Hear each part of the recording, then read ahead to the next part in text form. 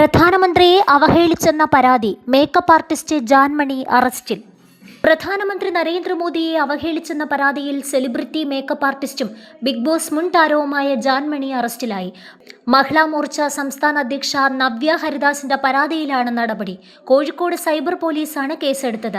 സമൂഹത്തിൽ ലഹള ഉണ്ടാക്കണമെന്നും സമാധാനം തകർക്കണമെന്നുമുള്ള ഉദ്ദേശത്തോടെ പ്രധാനമന്ത്രിയെ അപകീർത്തിപ്പെടുത്തുകയും അപമാനിക്കുകയും ചെയ്തെന്നാണ് എഫ്ഐആറിൽ പറഞ്ഞിരിക്കുന്നത്.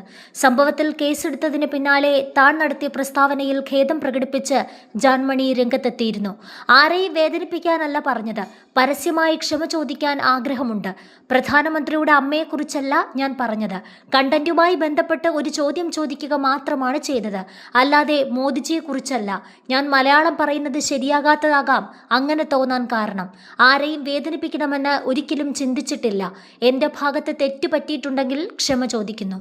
പരസ്യമായി ക്ഷമ ചോദിക്കണമെന്ന് ആഗ്രഹമുണ്ട്. ഒരു ചെറിയ കുട്ടിയാണെന്ന് വിചാരിച്ച് ക്ഷമിക്കണം. അതിൽ കൂടുതൽ ഒന്നും പറയാനില്ല.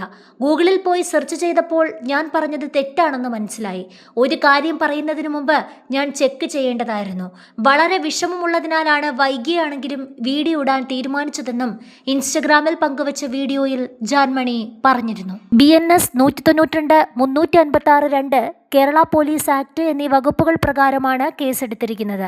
എന്നാൽ ജാൻമണിയുടെ മാപ്പ് പറച്ചിൽ അംഗീകരിക്കുന്നില്ലെന്നും തെറ്റ് ചെയ്തതിനു ശേഷം മാപ്പ് പറഞ്ഞാൽ തീരില്ലെന്നുമായിരുന്നു മഹിളാ മോർച്ചയുടെ നിലപാട്.